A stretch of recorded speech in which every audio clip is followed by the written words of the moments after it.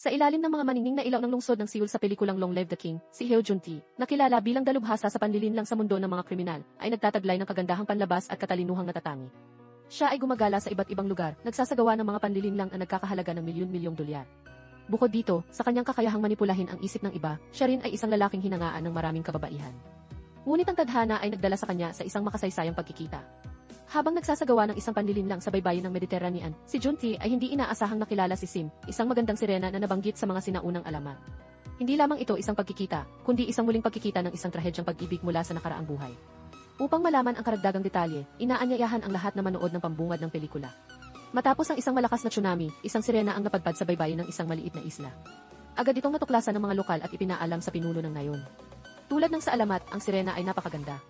Nais ng pinuno na hawakan siya, ngunit binalaan na ang sinumang humawak sa sirena ay mawawalan ng alaala at makokontrol. Bagamat hindi siya hinawakan, nais niyang ipagyabang ito sa bagong opisyal ng distrito. Nang gabing iyon, dumating ang batang opisyal na nagmalaki at nagpainis sa pinuno. Bilang ganti, ipinakita ng pinuno ang sirena na si Kim Da-eryong. Agad na nahumaling ang opisyal sa kanyang kagandahan.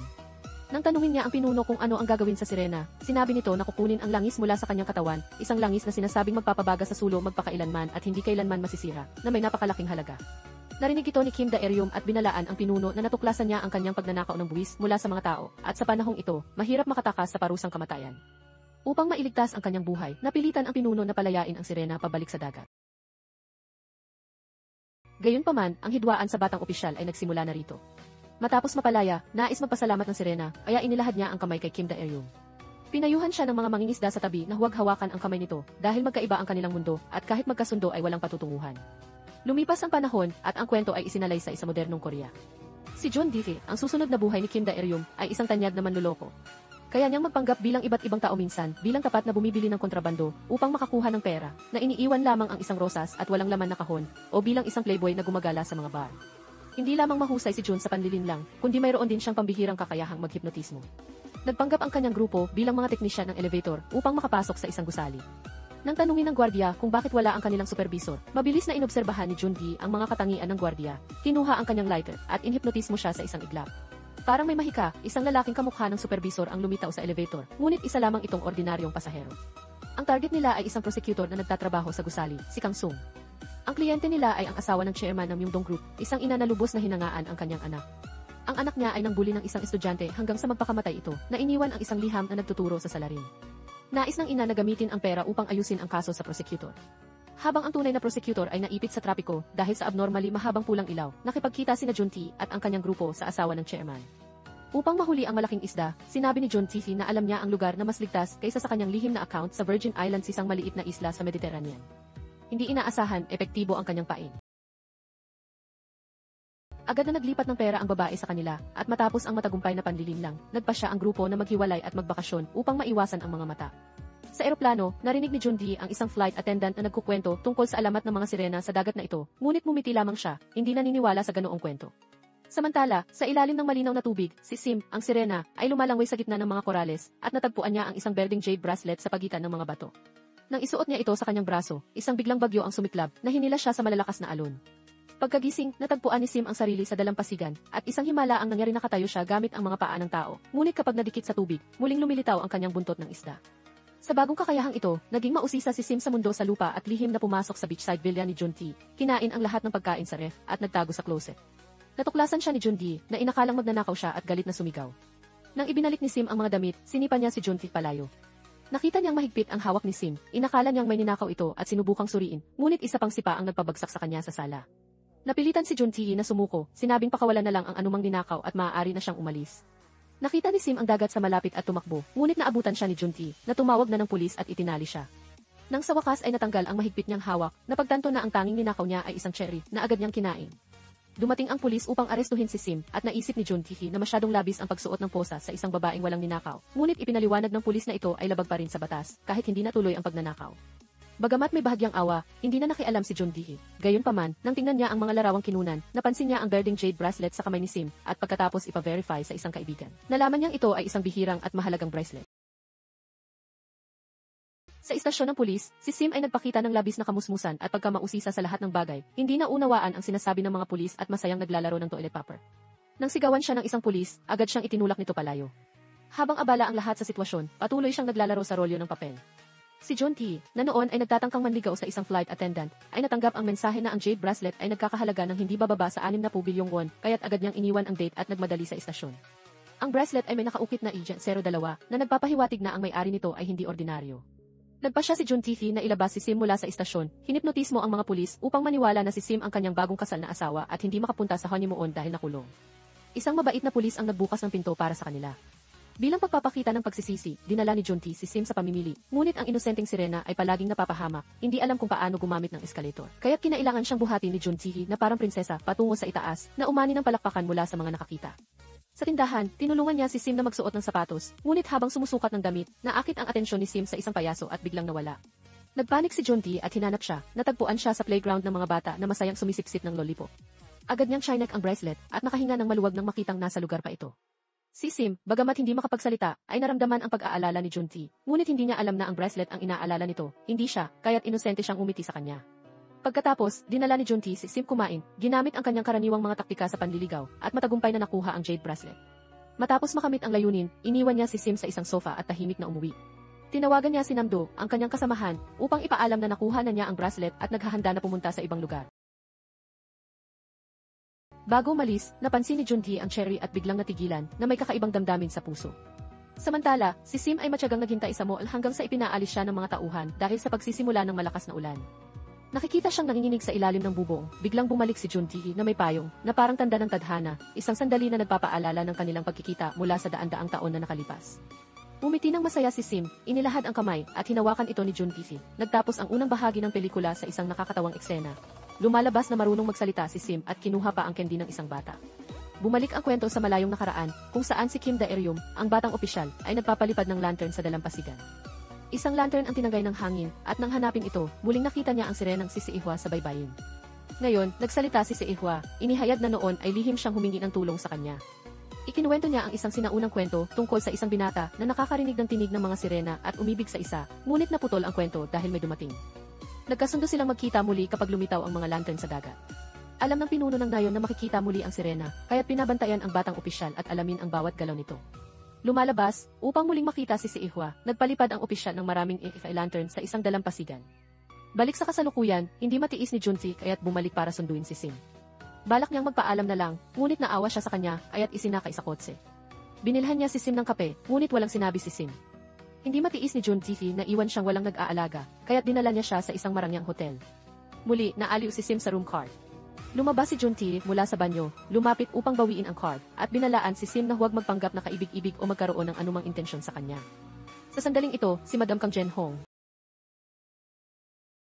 Sa wakas, napagtanto ni Madam Kang Jen-hong na niloko siya, kaya tatawagin natin siyang imataray na ate dahil sa insidenteng ito. Ang kanyang pasaway na anak ay nahihirapan pa rin, at ang kanyang asawa ay iniimbestigahan, kaya determinado siyang hulihin si Junti at ang kanyang mga kasama sa anumang paraan, kahit kailangang patayin sila. Sa kabilang banda, unang beses na nakakita si Sim ng laptop at sobrang na-curious na hindi niya ito iniwan magdamag, kaya't kinabukasan, may dark circles sa kanyang mga mata pero gusto pa ring magpatuloy. Sa oras na iyon, tumawag si Namdo kay Junti upang magbigay ng nakakagulat na balita. Ang mga niloko nila ay bahagi ng isang sindikato ng mataas na interes na pautang, at dahil dala pa rin ni Junti ang teleponong ginamit sa panlilinlang, sinusubaybayan siya ng mga ito. Upang makatakas, kinuha ni Junti ang maleta at aalis na, ngunit paglabas ng pinto, nakita niya ang mga tauhan ng sindikato. Kaya't nagsimula ang isang kapanapanabik na habulan, na halos mahuli sila, ngunit si Sim ay basta na lang nagtapon ng isang guon na parang manok. Nakahanap si Junti ng bisikleta, at nagkaroon sila ng romantikong pagtakas sa mga magagandang kalye. Sa isang hagdanan, naabutan sila ng mga guon, at nakipaglaban si Junti sa tatlo. Hindi alam na si Sim, sa likuran, ay nag-iisang nagpabagsak ng 7 hanggang 8 kalaban. Ngunit kahit gaano kalakas ang martial arts, natatakot pa rin ito sa baril, at si Junti ay nahuli ng leader. Sa hindi inaasahan, si Sim, para iligtas si Junti, ay hinabol ang mga ito sa bisikleta at humarang sa harap ng sasakyan. Ginamit ni Junti ang pagkakataon upang lumikha ng kaguluhan, at tumakbo sila sa isang maze, sa wakas ay nakatakas mula sa mga guon. Ang credit card at telepono ni Junti ay nablock, kaya't walang ibang paraan kundi humingi ng tulong sa isang lokal na manloloko na kaibigan. Nag-ayos sila ng pagkikita sa isang simbahan, at pagpasok, nagpanggap si Junti bilang isang masigasig na pastor na nakatuon sa kawanggawa, habang ipinakilala si Sim bilang kanyang asawang nawala ng boses dahil sa shock. Kahit ang totoo, si Sim ay gumugol ang buong gabi sa panonood ng mga video. Kaya't naibalik ni Sim ang kanyang medyo kakaibang kakayahang magsalita. Ipinagpatuloy ni Junti at ng kanyang kaibigan ang pag-arte. Inimbitahan ang isang grupo ng mga manloloko na kusang loob na nag-ambag ng pera. Si Junti ang nanguna sa pinakamahalagang bahagi ng dula, kumanta upang makakuha ng simpatya na nagdala sa kanila ng malaking kita. Pagkatapos ng pagtitipon, inayos ng pastor ang matutuluyan ng mag-asawa. Si Sim, dahil sa uhaw, ay yumakap sa isang balde ng tubig at ininom ito ng diretsyo, na ikinagulat ni Junti. Ngumiti lang ang pastor, na parang sinasabing, parang narinig ng Diyos ang aking panalangin. Nang gabing iyon, natulog sina Junti at Sim sa iisang kwarto, nag-usap tungkol sa pag-ibig. Pinayuhan ni Junti si Sim na huwag umibig dahil ang pag-ibig ay katumbas ng pagsuko. Ngunit sinabi ni Sim, saranghay, mahal kita. Dahil nagutom si Sim, dinala siya ni Junti para kumain ng hating gabi. Sinubukan niyang hipnotisin si Sim upang tanungin tungkol sa kanyang mga magulang, ngunit napagtanto na hindi alam ni Sim ang kahulugan ng magulang at nalaman na wala siyang mga magulang. Ikinuwento rin ni Junti ang tungkol sa kanyang pamilya, may ama siyang mas gugustuhin niyang wala at ang kanyang ina ay nawala na. Bagamat iniisip ni Junti na hindi siya mabuting tao, naniniwala si Sim na mabuti siya, dahil sa maraming pagkakataon na maaari siyang iwan, hinila pa rin siya nito pabalik. Nang gabing iyon, habang natutulog si Sim, muling isinuot ni Junti ang bracelet sa kanya. Kinabukasan, dinala ni Junti si Sim upang magpaalam sa kaibigan. Agad na nagpasalamat ang pastor ng lokal na simbahan, dahil sa ngalan niya, naibigay ni Junti ang buong perang nakuha mula sa panlilid ng kahapon. Halos maiyak ang kaibigan niya sa panghihinayang. Sa wakas, dinala ni Junti si Sim sa dulo ng mundo, isang lugar na dinala siya ng kanyang ina noong bata pa, kung saan ikinuwento ang tungkol sa dulo ng mundo, na sinasabing ang mga naghihiwalay dito ay tiyak na magkikita muli. Dala ang pangarap na iyon, bumalik si Junti sa lugar na ito, at sa kabilang panig ng konkretong post, kung saan inukit niya ang kanyang pangalan, natuklasan ni Junti ang nakasulat na Junti. Mahal kita, anak, ang iniwan ng kanyang ina, at biglang naliwanagan si Junti, na napagtanto na may sariling hinanakit ang kanyang ina. Muli silang natagpuan ng mga humahabol sa parola, na nagpilit sa kanila na magpatuloy sa pagtakas. Nadala sila sa gilid ng bangin, at upang protektahan si Sim, nagsinungaling si Junti na siya ay magnanakaw lamang ng gamit niya, kaya't kahapon ay hinabol siya nito, at iginiit na wala silang anumang relasyon. Ngunit sa hindi inaasahan, nagsalita si Sim, bakit kailangang umalis? Ako ang asawa mo. Sa lubhang mapanganib na sandaling iyon, niyakap niya si Junti at tumalon sa dagat. Sa isang kwentong magkaugnay, isang batang lalaki, dahil sa pustahan sa kaibigan, lumangway sa malalim na dagat, ngunit iniligtas siya ng isang batang sirena. Bilang ganti sa pagliligtas, ipinangako ng bata ang kanyang buong buhay sa kanya, at nagsimula ang kanilang mahabang pag-ibig. Pagkalipas ng maraming taon, naging lalaki na ang bata, handa ng mag-asawa, at hinanapan siya ng magulang ng mapapangasawa, ngunit ang tanging gusto niyang pakasalan ay si Ihwa, ang sirena. Ngunit paano magiging posible, dahil magkaiba ang mundo ng tao at sirena, paano magkakaroon ng hinaharap? Si Ihwa ay nagpatak ng luha, na naging perlas, at lumangway pabalik sa kalaliman. Sa gabi ng kasal, hindi napigilan ng lalaki ang pangulila, bumalik sa dalampasigan upang tawagin si Ihwa, at tumalon sa dagat. Hindi nagtagal, lumitaw si Ihwa, nagdesisyong burahin ang alaala ng lalaki, at isang magaan na halik ang inilagay sa labi ng minamahal. Nang gabing iyon, nakalimutan ng lalaki ang lahat tungkol kay Ihwa. Ang lalaking ito ay si Kim Daeryum noong kabataan. Balik sa sandaling tumalon sina Sim at Junti sa dagat, binura ni Sim ang lahat ng alaala tungkol sa kanya mula sa isip ni Junti. Nang magising si Junti sa dalampasigan at makita ang bracelet sa kanyang kamay, naguluhan siya. Hindi alam kung bakit siya tumalon sa tubig. Pagkatapos, bumalik si Junti sa Seoul, ngunit hindi niya inaasahan na sina Namdu at Theo ay nakapasok na sa kanyang bahay sa pamamagitan ng pag-hack sa password ng pinto at nanatili doon ng ilang panahon. Lumalabas na hinintay sila ng mataray na ate, at ang bahay lamang ni Junti ang hindi pa nalalantad ang address, kaya't doon sila nagtago. Hinila ni Namdu si Junti sa balkonahe, tinanong tungkol sa kakaibang babae at ang bracelet. Inamin ni Junti na may bracelet siya, ngunit hindi maalala kung kailan nagkaroon ng kakaibang babae. Bago mawala ang kanyang alaala, naaalala niyang sinakay niya si Sim, hinikayat siyang pumunta sa Seoul, sinabing maraming pagkain doon na maaaring magustuhan niya at mga pagtatanghal na maaaring mahalin niya. Tumitig si Sim sa dagat, umiti at sumang-ayon. Upang tuparin ang pangako, ang sirenang ito ay talagang nagpasya na lumangway patungong Seoul. Pagkatapos ng 3 buwan, nakarating si Sim sa isla ng Jeju, umakyat sa isang bangkang pangisda, at tinanong ang mga mangingisda ng direksyon patungong Seoul. Matapos malaman ang daan, kinuha ni Sim ang isang damit at sumakay sa barko, ngunit sinabi ng mga matatanda na hindi ito Seoul. Gayunpaman, papunta rin sila sa Seoul, kaya't pinayagan siyang sumama. Pagkababa ng sasakyan, nakita ni Sim ang napakaraming tao sa paligid, tinanong ang bawat isa, kilala mo ba si Heojun-si, ngunit walang nagpansin. Di nagtagal, nagutom si Sim, nakakita ng grupo ng mga estudyante na yumakap sa isang babae at kumukuha ng pera.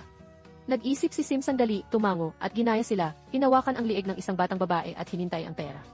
Ang mabait na bata ay dinala si Sim sa convenience store para bumili ng pagkain, ipinaliwanag na ginamit niya ang card ng kanyang ina para ilibre siya, at pinayuhan na huwag na muling mangikil.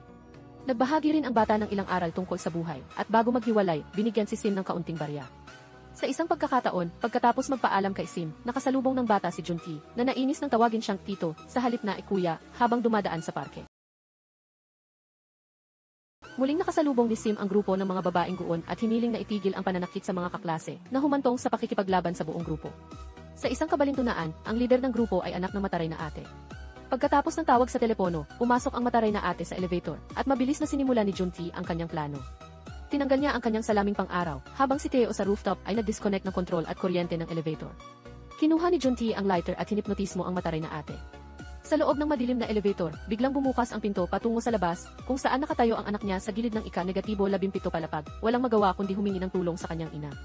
Sa huli, nahulog ang bata mula sa ika-17 palapag.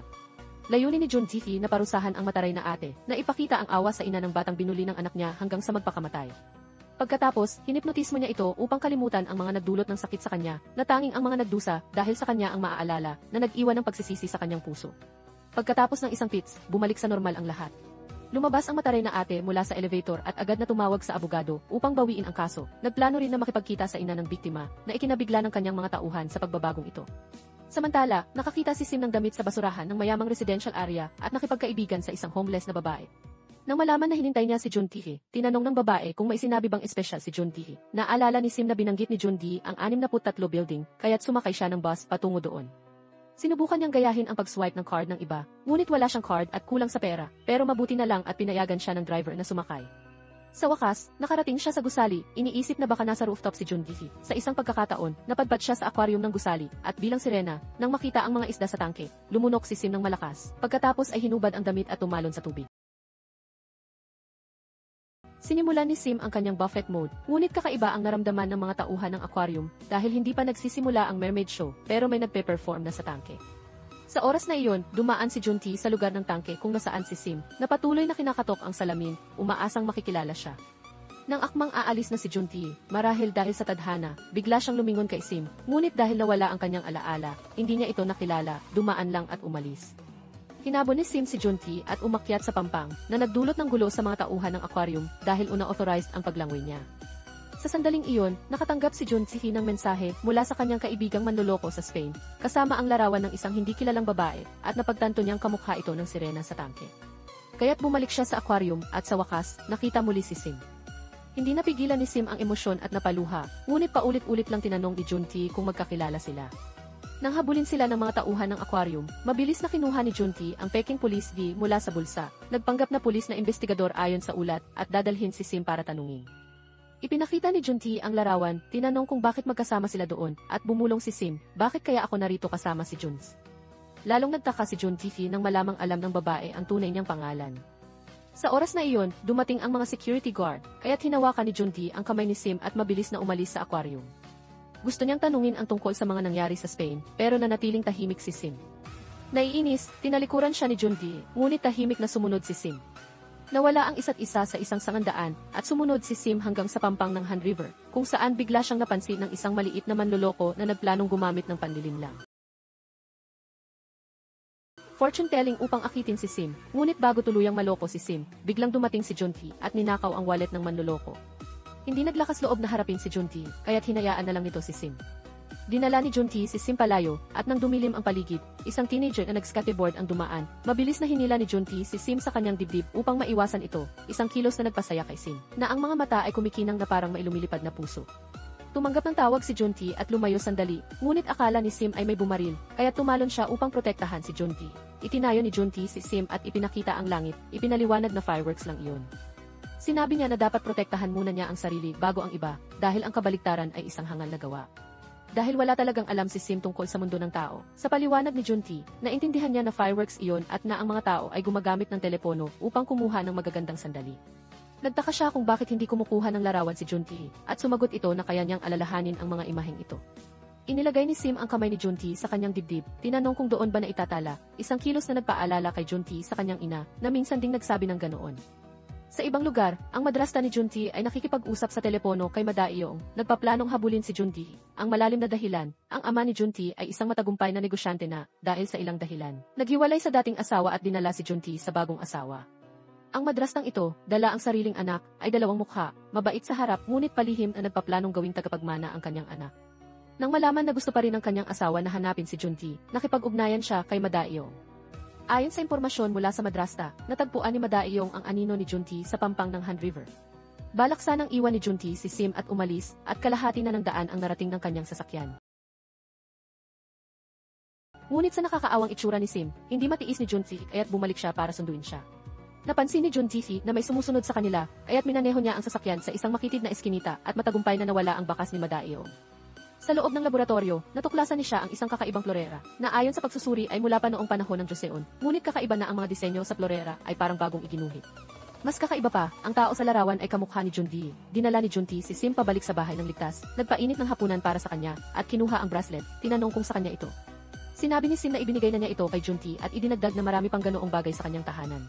Naalala niya na talagang maraming ganitong uri ng gamit sa kanila, na nagpasilaw sa mga mata ni Namdo kung dati gusto niyang paalisin si Sim. Ngayon ay gusto niyang panatilihin siya, ipinagmalaki pa na aalagaan niya ito ng maayos. Para sa kaginhawahan, tinanong nila ang pangalan ni Sim, ngunit dahil buong buhay siya sa ilalim ng dagat, wala siyang pangalan, kaya't iminungkahi na si Junji ang magbigay ng pangalan sa kanya. Naisip ni Namdo na maganda si Sim kaya't iminungkahi ang pangalang Adre, ngunit sinabi ni Junji na bagay sa kanya ang pangalan ng isang babaeng nag-alay ng sarili sa dagat. Kahit na medyo trahedya ang pangalang Sim, tinanggap ito ng masaya. Si siya, na lihim na umiibig kay Junji, ay espesyal na nagdala ng cake para sa kanyang kaarawan, ngunit pagpasok pa lang, naramdaman niya agad ang matinding selos. Sa pagkakataon, dahil natakot si Sim sa vacuum robot, tumalon siya kay Junji, na lalong nagpasama ng loob kay siya. Habang kumakain ng birthday cake, sobrang excited si Sim kaya't gumamit ng kamay sa pagkain, na nagdulot ng awkward na atmosfera. Nang gabing iyon, inayos ni Junji na matulog si Sim sa isang hiwalay na silid sa loob ng kanyang kwarto, at si Sim ay labis na nasasabi.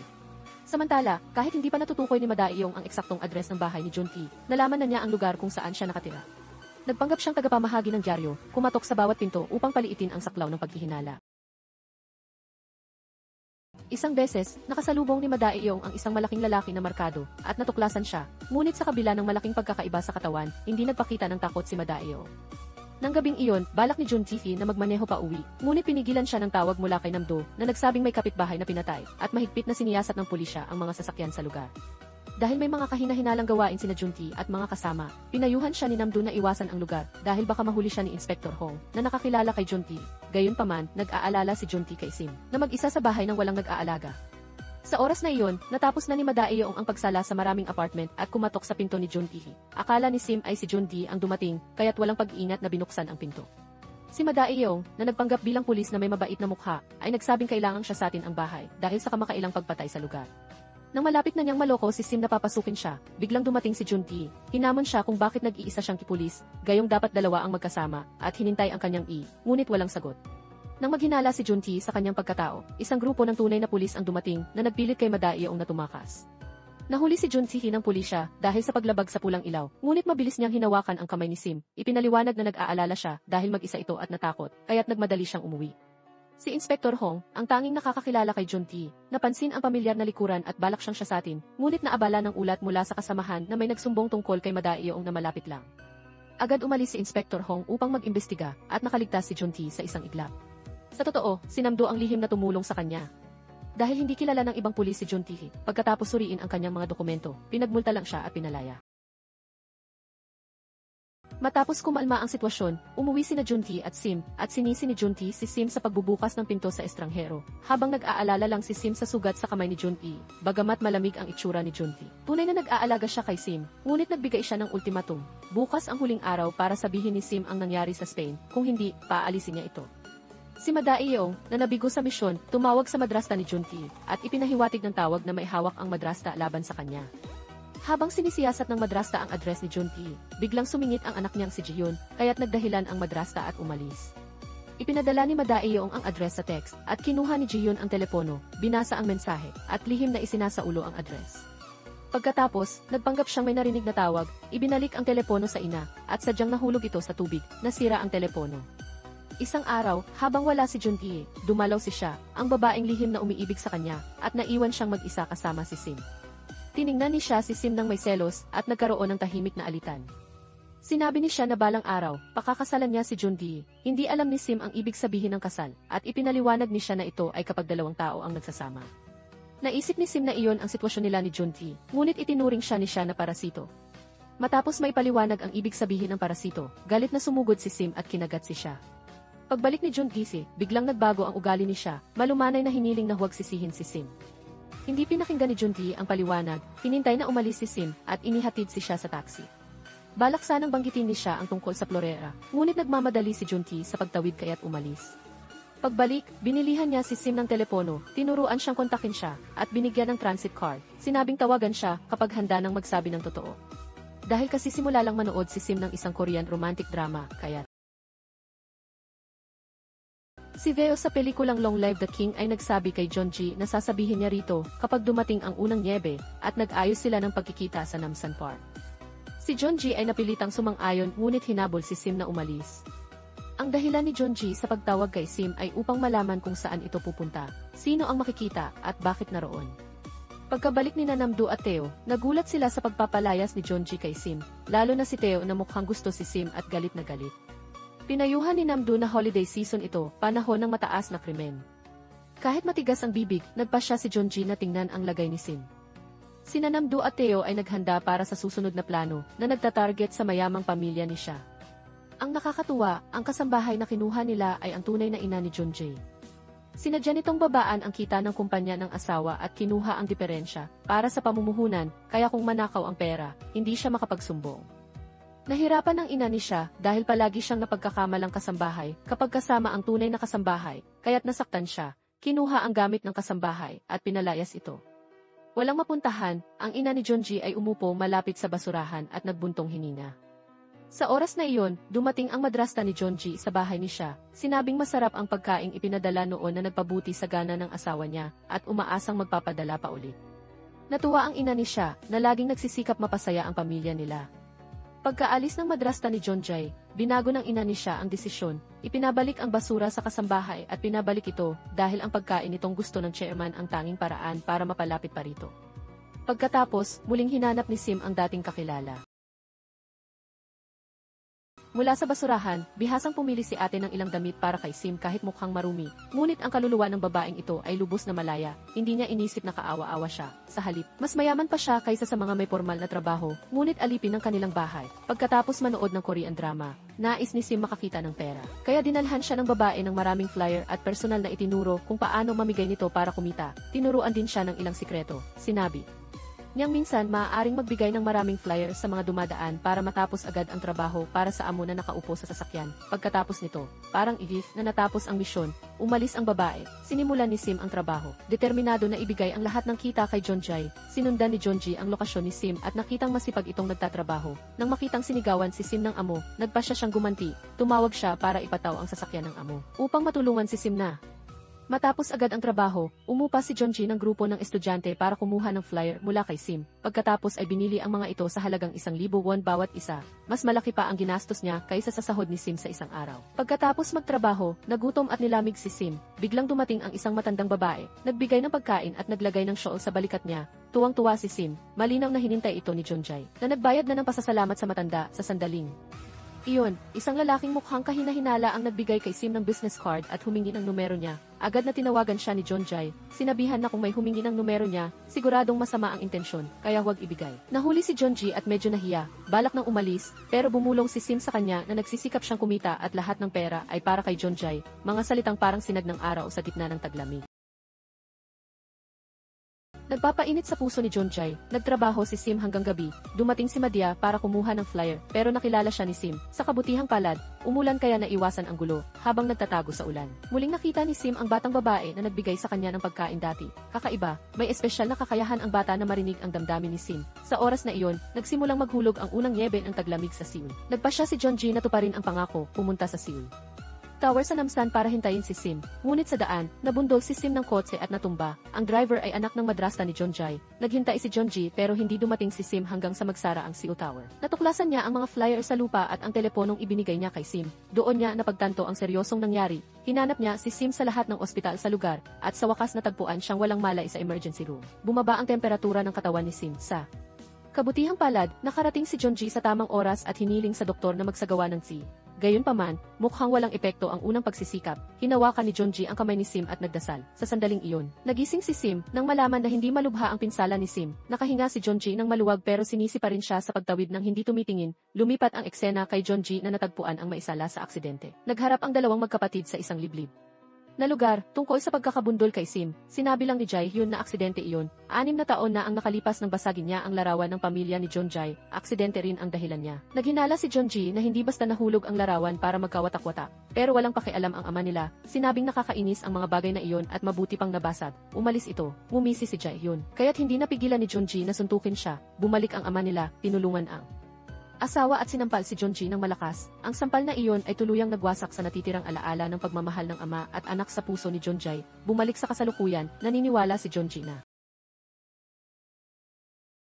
si Jaehyun ang bumundol kay Sim dahil sinusundan niya si Jeonjae. Ang mga sumusunod kay Jeonji kamakailan ay siguradong ipinadala ni Jaehyun o ng madrasta. Mapanghamak na sinabi ni Jaehyun na sino ba si Jeonji para sundan nila. Dahil lang siya ang tunay na anak ng ama, akala ni Jeonji na siya ang nakalamang. Pero sa sandaling iyon, nakatanggap si Jaehyun ng tawag mula sa ama na puno ng pag-aalala, na parang hinawakan ang sakit sa puso ni Jeonjae, tungkol naman kay Sim. Itinuring siyang pasyenteng may baling buto. Mula sa mga Korean drama, natutunan ni Sim na kung mag-aalok ng pera ang pamilya ng kasintahan, huwag tanggihin dahil baka sabuyan ng tubig. Nalaman din niya na ang mga nag-aalaga sa pasyente sa ospital ay kadalasang kapamilya. Pagkatapos manood, bumaba siya para maglakad at nasaksihan ang isang trahedya-komedya ng buhay. Sa baba ng ospital, may babaeng laging maihawak na karatula ng protesta dahil namatay ang anak niya sa maling operasyon. Hiniling ng deputy director sa gwardiya na palayasin ang babae dahil darating ang anak ng chairman, pero dahil sa awa, ayaw gawin ng gwardiya. Galit na galit ang deputy director, sinipa ang gwardiya at ininsulto ito. Hindi kinaya ni Sim ang eksena. Tumayo mula sa wheelchair at naglunsad ng isang sipa. Sinabing sino ba ang deputy director para tratuhin ang iba ng ganoon. Nagulat ang lahat, malinaw na may baling buto siya pero napakalakas ng laban, bilang ganti. Sinabi ng deputy director na nagpapanggap si Sim para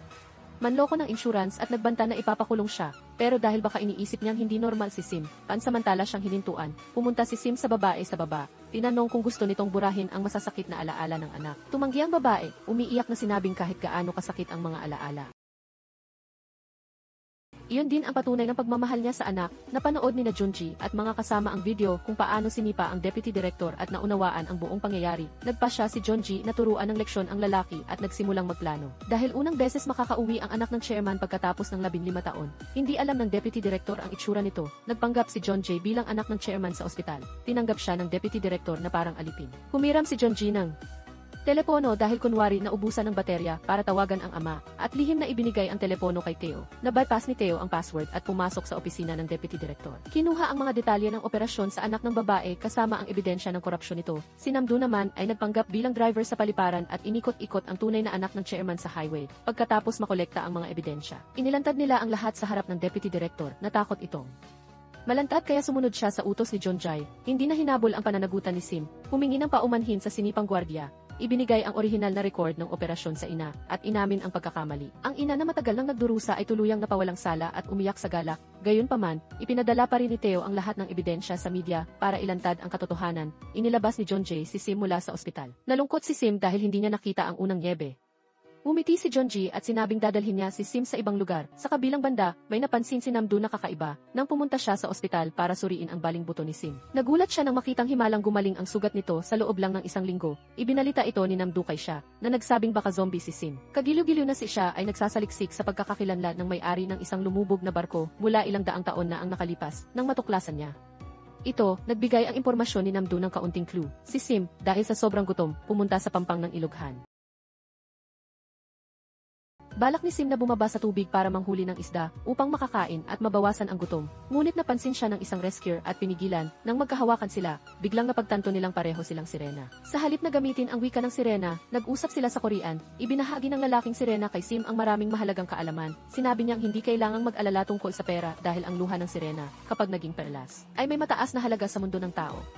Maingat niyang itinuro kay Sim kung paano mangolekta ng luha, ang mga rosas na perlas mula sa luha ng kaligayahan ang pinakamahal. Ang pinakamahalagang paalala niya ay hindi maaaring magtagal ang sirena sa lupa dahil magiging matigas ang puso nito. At tanging ang pag-ibig mula sa minamahal ang makapagpapanatili ng tibok nito. Dahil marami pang hindi naunawaan si Sim, nagpasya ang lalaking sirena na tulungan siya. Una, nanood sila ng malungkot na pelikula sa opisina at nakakuha ng isang supot ng perlas mula sa luha. Ginamit nila ang mga perlas na ito para bumili ng mamahaling damit upang gisingin ang selos ni Jeonjae. Nagpanggap ang lalaking sirena bilang hinintay ni Sim at hinatid siya pauwi. Hiniling niya kay Jeonji na alagaan si Sim at patuloyin siya. Nang gabing iyon, gusto ni Namdo na tingnan ang pulseras para imbestigahan kung si Kim Dae-ryung ba talaga ang may-ari. Pero tumanggi si Jeonjae. Gusto niyang hintayin na umalis si Sim bago ito ibalik sa kanya, mula nang dumating si Sim. Madalas napapanaginipan ni Jeonji ang mga imahe tungkol kay Kim Dae-ryung, kaya nais niyang itago ang pulseras. Habang wala si Jeonji at ang iba, lihim na lumangoy si Sim sa pool. Naniwala siya sa sinabi ng lalaking sirena na umalis ito sa minamahal dahil nalaman nitong sirena siya, kaya hindi dapat malaman ng tao ang tunay niyang pagkatao. Sa sandaling iyon, bumalik si Jeonji para kuhanin ang telepono at natuklasang lumalangoy si Sim. Sa kabutihang palad, si Junji ay isang tunay na maginoo. Nang sumigaw si Sim, agad siyang tumalikod. Mabilis na umahon si Sim at nagbihis, kaya hindi natuklasan ang kanyang tunay na pagkatao. Kailangang magpatuloy si Junji sa trabaho. Itinuro ng lalaking sirena kay Sim ang maraming bagay tungkol sa mundo ng tao. Halimbawa, ang mga advertisement ng libreng telepono dahil ang amo sa billboard ay mukhang nababaliw. Pero hindi talaga nababaliw ang amo, kundi hinikayat ang mga tao na magmadali sa kanilang tindahan. Pumunta si Junji sa museo para makipagkita kay siya. Sa wakas nakita niya ang florera. Nagtaka siya dahil palagi siyang may mga guni-guni, kaya nagpasya siyang magpatingin sa doktor para magpahipnotismo sa estado ng hypnosis. Nakita niya ang ilang eksena mula sa nakaraang buhay bilang si Kim Dae-ryum, kasama ang karon ng bulaklak. Upang kumita para sa pamilya Shin, balak niyang ipagpalit ang mga perlas mula sa luha, pero dahil naglagay si Junji ng curfew, hindi siya makalabas. Nakita ni Namdo ang mga perlas at lihim na kinuha ang isa. Isang araw, nalaman ni Sim mula sa lalaking sirena na ang kanyang minamahal ay nagpakasal sa iba, kaya hindi na magtatagal ang tibok ng puso niya. Gayunpaman, gusto pa rin niyang manatili kahit alam niyang hindi siya dadalawin. May kaunting pag-asa pa rin dahil kung babalik siya sa dagat, isa na lang siyang katawan na walang kaluluwa, araw-araw na nangungulila sa minamahal. 2 buwan na ang nakalipas mula ng iwan ng lalaking sirena ang kanyang minamahal. Tinantya niyang si Sim ay makakayanan lamang ng 2 buwan pa. Si Madya ay palaging nasa paligid ng bahay ni Junji na parang multo. Nagbihis siya nang hindi siya makilala kahit ng mga pulis na nag-aabang. Nagpadala ng mensahe si Junji kay Namdo. Natanggap ito ni Madya at nagpanggap bilang si Namdo. Nag-ayos ng pagkikita bukas. Tinuruan ni Bon si siya ng sikreto para makuha ang puso ni Junji. Kailangang makuha muna ang loob ng ina ni Junjay. Naisip ni siya na makatwiran ito at nagplanong alamin ang tungkol sa ina ni Junjay. Hindi niya alam na ang kasambahay sa bahay ng kanyang hipag ay ang ina ni Junjay. Na sinisigawan dahil pinalitan ang brand ng kape ng Muilan, tumawag si Aiki Heo sa abogado para ipanotaryo ang kanyang testamento. Hindi niya alam na binili na ni Seo Hyun ang abogado. Naghinala si Jae Hyun na ang pananakit kay Namdo ay may kaugnayan sa kanyang ina. Nakuha niya ang recording ng tawag mula sa telepono ni Namdo. Namatay ang kaibigang sirena ni Sim. Dumalo sa libing ang babaeng minahal nito. Sinabi nito kay Sim na magkaiba sila at hindi maaaring magkasama. Sa huli ay sasaktan lang nila ang isa't isa. Ang pag-ibig ay hindi lahat. Ang mga salitang ito ay nagpalungkot kay Sim. Tumawag siya kay Junjay. Sa oras na iyon, naroon na si Junji sa lugar ng pagkikita kay Madaeong. Napansin niyang may kakaiba. Nang marinig ang malungkot na boses ni Sim sa telepono, sinabi niyang pupuntahan niya agad. Pagtalikod niya, nakita niya si Madaeong sa likuran. Pagkatapos ng labanan, tumakas si Madaeong. Kahit nasugatan, nagmadali si Junji na makipagkita kay Sim sa pampang ng ilughan. Nakatayo si Sim na nakatingin sa ilog, bumubulong kung dapat ba siyang umalis. Lumitaw si Junji sa likuran at tinanong kung saan siya pupunta. Humarap si Sim, hindi napigilan na tanungin kung saan siya nasugatan. Pero nag-aalala lang si Junji kung may problema ba sa kanya. Nang marinig na baka umalis si Sim, hindi niya napigilan na ibuhos ang damdamin. Hiniling na huwag siyang umalis. Pagkatapos sabihing ayaw niyang umalis si Sim, biglang sumakit ang ulo ni Junji at bumagsak. Pagmulat ng mata, nasa ibang espasyo ng oras na siya. Kaharap ang kalagayan ni Kim Dae-ryum. Pinayuhan siya ni Kim Dae-ryum na tandaan ang kanyang sasabihin. Pagkagising, lahat ay nasa siklo ng reinkarnasyon. Ang kapalaran mula sa nakaraang buhay ay magpapatuloy sa susunod para maiwasan ang pananakit ng iba. Kailangang protektahan ni Junji si Sim ng buong puso. Nang bumagsak si Junjay, nataranta si Sim at tinawag ang pangalan niya. May tumulong na tumawag ng ambulansya. Pagdating ng medikal na tauhan, gising na si Junjay. Nang makitang ayos siya, napaluha si Sim at niyakap siya. Nakita ni Junji ang larawan ni Madaeong sa balita tungkol sa hinintay na kriminal. Sinabi ni Sim na nakita niya si Madaeong ng ilang beses. Nalaman na sinusundan ng kriminal si Sim. Nag-alala sina Junjay, Namdo, at Teo. Ikinuwento ni Junji kay Namdo ang panaginip pagkatapos mahimatay. Sinubukan ni Bon na suyuin si Seo-hee para sa negosyo. Gusto nitong gamitin ang deal para maglaban ng pera mula sa kita ng asawa. Pero hindi binigyan ni Seo-hee ng pagkakataon. Hindi alam ni Bon na matagal ng target ni Namdo ang nakatagong pera. Si Madaeong, gutom at nilalamig. Nagpanggap bilang delivery rider at pumunta sa bahay ni Seo-hee para humingi ng pera. Sinabi ni Seo-hee na kumilos na siya bago iwan ni Aiki Heo ang lahat ng ari-arian kay Junjay. Habang nag-uusap, dumating si Jae-hyun. Kaya nagmadaling umalis si Madaeong.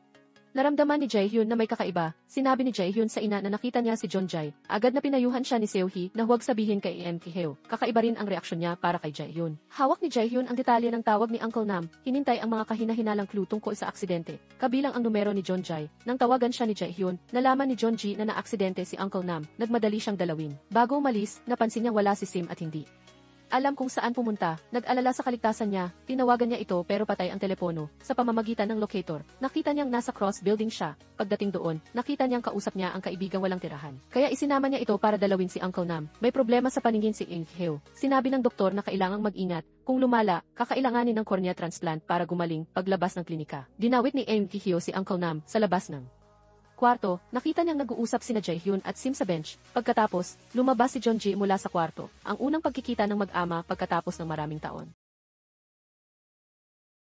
Ang mga sugat mula noon ay malinaw pa rin sa isip ni Jonjay. Tinanggihan niya ang alok ng ama na umuwi at magmana. Sinabing hindi niya kailangan ang mga bagay ng ama at ayaw ng anumang koneksyon. Pagkatapos magpaalam, umalis siya. Na-stress si In Hiheo. Biglang lumabo ang paningin at hindi na nahabol si Jonjay. Pag-uwi, nilagnat at nagkasakit si Jonjay. Pagkagising, nakita niyang inaalagaan siya ni Sim. Sinabi nitong hindi siya iiwan kailanman. Namula ang mata ni Jonjay, nagsisi siya dahil hindi nasabi ang tunay na damdamin sa ama. Kahit galit siya rito, pag alis sa bahay, umaasa pa rin siyang hahanapin siya ng ama, kaya matagal niyang hindi pinalitan ang numero, talagang namimiss niya ang ama. Habang nagsasalita, napaluha si Jonjay. Niyakap siya ni Sim, isinandal niya ang ulo sa balikat ni Sim. Nang kumalma, itinanggi ni Jonji na umiyak siya at hiniling kay Sim na huwag sabihin kina Namdo at Teo. Sumang-ayon si Sim, hinintay siya ni Jonjay. Masayang nagluto si Jonji ng spaghetti na paborito ni Sim, pero itinanggi kay Namdo na espesyal itong ginawa para kay Sim. Isinaayos ni Namdo na ikalat sa isang maliit na pagtitipon ng porn na si Jonji ay isang mayamang dayuhan na bumalik sa Korea dahil namimiss ang fiance. Ginawang fiance si Sim ni Namdo, pumunta sila sa Gangnam para mamili ng mamahaling gamit. Nahulog nga sa patibong si Bon.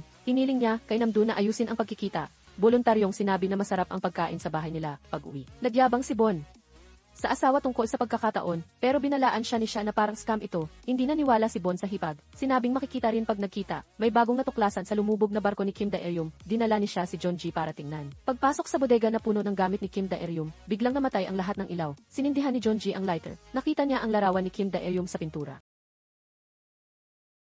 Talagang kamukha niya, ang hinintay niya sa panaginip habang tinitingnan ang larawan ni Kim Dae-ryum na iniwan bago mamatay sa edad na 27. Nagsimulang maniwala si Jonji na siya nga iyon, nagulat din si siya sa larawan. Sobrang kamukha ni Jonji na parang iisa sila. Pinayuhan ni Jonji si siya na huwag sabihin kanino man na tiningnan nila ang mga labi ni Kim Dae-ryum. Pag-uwi, patuloy na iniisip ni Jonji ang bagay na ito. Tinanong niya si Sim kung noong naaksidente siya ng kotse, may napanaginipan ba siya? Kung napanaginipan ba siyang sinagip siya? Walang sagot si Sim. Pinayuhan ni Namdo si Jonji na may kakaiba kay Sim, parang mula sa ibang mundo. Lihim niyang ipinasuri sa kakilalang doktor ang x-ray ng bali ni Sim noong na-ospital. Isang himala, ang normal na sugat ay 6 na linggo bago gumaling, pero 1 linggo lang kay Sim. Kinuha niya ang isang perlas at sinabi kay Jonji na marami nito si Sim. Hindi alam kung saan galing, hindi rin maunawaan ni Jonjay, sinisiyasat ng pulisya ang record ni Madae-yong, natuklasang marami siyang kaso, pero noong 1988 hanggang 1989, maliliit lang tulad ng pagnanakaw. Sa panahong ito, malamang may kasamang babae siya, sina iyon ay iniiwasan ng mga kaklase. Dinala siya ni Sim pauwi, narinig ni na iyon ang damdamin ni Sim, inosenteng tinanong kung bakit iba si Sim sa iba, bakit natatakot na iwan siya ni Uncle Jonjay. Nahirapan si Sim, dali-daling dinala sina iyon sa kwarto niya, nangakong hindi nasasabihin ang mga sikreto niya. Nagising si Uncle Nam, natuwa si Jonjay, nakita siya ni Uncle Nam, kahit hindi pa makapagsalita, tumulo ang luha. Sinabi ng asawa ni Uncle Nam kay Jonji na siguradong may gustong sabihin ang Chio. Tinuruan ni Jonjay si Sim na uminom ng alak. Marami siyang nainom at halos masabi ang totoo pero agad ding natauhan. Sa huli, si Jonji ang nalasing, mahigpit na niyakap si Sim, sinabing kahit gaano siya kaiba, hindi niya iiwan si Sim. Natuwa si Sim, naisip na talagang kamangha-mangha ang alak, pero sinabi ni Namdo na huwag maniwala sa sinasabi ng lasing, kaya naman nadismaya si Sim. Muling kumilo si Namdo, nagpanggap na nagkataong nakita si Bon sa veterinaryo. Hiniling ni Bon na ipakilala siya sa mayamang negosyante para sa pamumuhunan, nang marinig na pumayag ang negosyante na dumalo sa salu-salo sa bahay niya. Natuwa si Bon at nagkagulo sa paghahanda, pauwi na rin si siya. Nakaayos ng magarbo sina Jonjay, Sim at Nam. Doon ang dumating, si Bon mismo ang nagluto at naghanda. Ang pamilyar na amoy ng pagkain ay nagpaalala kay Jonji sa kanyang ina, si Teo, na nasa kotse sa labas, nakita si siya na papasok sa bahay. Nagmadaling nagpanggap na matagal na siyang may pagtingin rito at hinintay ito para magtapat. Doon niya nalaman na bahay ito ng hipag. Lihim niyang binalaan si Jonji at mabilis na umalis ang lahat pagdating sa bahay. Huminga ng maluwag ang grupo, sinabi nilang muntik na silang mahuli na pagtanto ni Sim na ang ginawa nila ay hindi tama, mula sa tinginan ni na Sim at Jonjay, sabay nilang naunawaan ang malalim na sikreto ng isa't isa. Si Sim ay sirena. Ang katotohanan ito ay nagpaalala kay Jonji sa sinabi ni Kim Dae-ryum na lahat ay reinkarnasyon. Lahat ay magpapatuloy. Kailangan niyang protektahan si Sim ng buong puso. Umakyat si Jonji sa attic para hanapin si Sim, pero wala siya roon. Nag-alala siya at nagmadaling hinintay siya kahit saan. Ang itim na buwan ay masamang senyales. Nanginginig siya nang hindi mahanap si Sim. Nakatayo si Sim sa kalye, nakatingin sa manipis na buwang gasuklay na halos lamunin ng dilim. Labis ang kanyang pangamba sa gabing iyon ng itim na buwan. Narinig ni Kim Dae-ryum mula sa kanyang tauhan na si Ang Seung-ki, isang mayamang hasyendero na gustong-gusto manghuli ng sirena, ay nakipag-ugnayan sa opisyal ng Hanyang na si Cho Pung-hak, na madalas tumanggap ng suhol. Inakusahan si Kim Dae-ryum na nabighani ng sirena at pumatay, hindi. Napigilan ni Kim Dae-ryum ang galit, binuksan ang selda ni Yang Seung-ki, hinintay na mamatay ito, sinumpa na hindi ito magkakaroon ng muling pagsilang, at saka inihintay ang espada sa kanya. Biglang nagising si Madae-yong mula sa sigaw. Nagulat at hindi maunawaan kung bakit napanaginipan iyon, tinitingnan ang itim na buwan sa labas ng bintana. Napagtanto niya ang ugnayan ng kapalaran sa pag-ibig sa pagitan ni Junjay, Sim, at kanya. Sa totoo, nasa loob lang ng mo si Sim para magbalik ng gamit. Pagkatapos ibalik ang gamit, naupo siya sa upuan sa play area. Nakatingala at nalubog sa mga alaala. Sa oras na iyon, si Jaehyun, na pumalit kay Heo para mag-inspeksyon sa mall, ay nakita si Sim, pinigilan niya ang mga tauhan na gambalain siya. Lihim siyang tinitigan at ngumiti. Paglabas ni Sim sa mall, hinabol siya ni Jaehyun para batiin. Nang marinig na gusto niyang umalis sa bahay, ayon sa hiling ni Sim, dinala niya ito sa sauna para magpahinga. Nang sabihin ni Namdo na gusto nang umalis ni Sim, hindi napigilan ni Jonji na pumunta sa attic kung saan siya nakatira. Malungkot na tiningnan ang paligid ng kwarto, hawak ang garapon ng isda na puno ng perlas at natulala. Hiniling niya kay Theo na gamitin ang kasanayan sa pag-hack para hanapin ang bakas ni Sim sa internet. Napagod si Theo at nakatulog. Nagpatuloy si Jonji sa paghintay. Kinabukasan, pumunta pa siya para magtanong sa kaibigang walang tirahan ni Sim. Ninakaw ng ilang masasamang estudyante ang bag ni Sim. Kinuha ang pera at binuksan ang telepono. Nang mag-on ang telepono, agad napansin ito ni Jonji na hinintay si Sim. Natukoy niya ang lokasyon at nagmadaling nagmaneho. Nahuli ang mga estudyante na naghahati ng pera. Kinuha ang bag at telepono ni Sim. Dumating si Jonji sa sauna. Nang makita si Sim, hindi napigilan na yakapin siya ng mahigpit. Nang marinig na si Jaehyun ang nagdala kay Sim, nalaman ni Jonji na kasabay nitong nag-aalmusal si Sim. Ayaw niyang pansinin si Jaehyun, hinila si Sim para umuwi, ginamit ang paboritong pagkain ni Sim para akitin siya. Gustong-gusto ito ni Sim pero matigas pa rin ang bibig na hindi uwi, dahil iniisip niyang si Jonji ay talagang manloloko at masamang tao. Hindi umalis si Jaehyun. Hinintay na lumabas si Jonji at sinabing hindi maganda ang kalusugan ni Heo dahil sa katarata, sinisiyasat ng pulisya ang sitwasyon ni Madaeyeong noong 1988, natuklasan na siya ay nanirahan kasama ang isang babaeng nagngangalang Kang Jaehyun nang hindi kasal. Sinisiyasat ang tungkol kay Kang Jaehyun.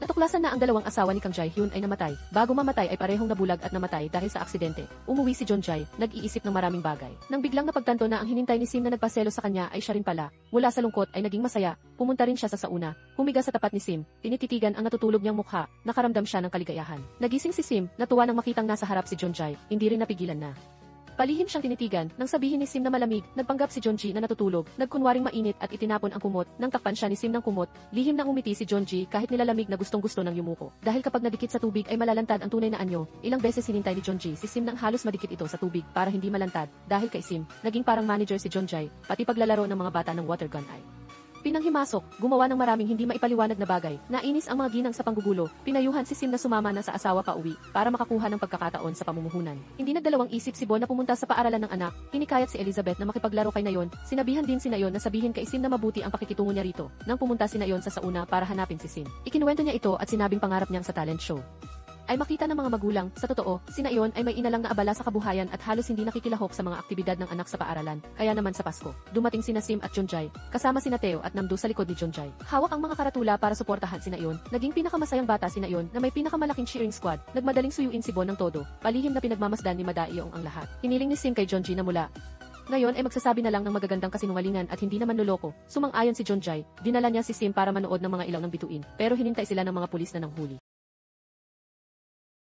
Natuklasan ni Madaeyeong si Jonjay, para hindi maistorbo si Sim na nanonood ng mga ilaw. Hindi siya lumaban at hinayaang ikulong siya ng mga pulis. Nahulog ang teddy bear na binili niya para kay Sim at hindi na napulot. Lumitaw si Madaeyeong na nagmamaneho ng taxi hindi kalayuan, nagtago sa dilim at lihim na pinagmasdan. Lumabas na ito ang plano niyang ilayo si Jonjay. Dinala si Jonji ni Inspector Hong dahil nag-aalala kay Sim. Hinintay niyang makatawag sa kasintahan, nalaman niyang ang mga pulis ay para hulihin si Madaeyeong. Mabilis na nakaramdam ng panganib si Jonjay. Tinawagan si Sim at hinintay na umuwi agad. Sumakay si Sim sa taxi ni Madaeyeong na nagpapanggap bilang driver. Nagawang tanungin ni Jonjay kung nasaan siya pero naputol ang tawag. Kamakailan sa panaginip ni Madaeyeong, hindi lang si Kim Daeyeong, ang nakaraang buhay ni Jonjay, ang lumitaw. Napanaginipan din niyang si Rena si Sim. Nang balak niyang hulihin si Sim at ilantad ang tunay na anyo, binalaan siya nitong kapag hinintay ang sirena, mabubura ang mga alaala at mawawala ang kaluluwa. Natakot si Madaeyeong, umatras, at umalis, dinala ni Jonji ang mga pulis at napapanahong natagpuan si Sim. Nang mailala ni Jonji kay Inspector Hong na pagkatapos hulihin si Madaeyeong, makikipagtulungan siya sa pulisya at aaminin ang kanyang mga panloloko.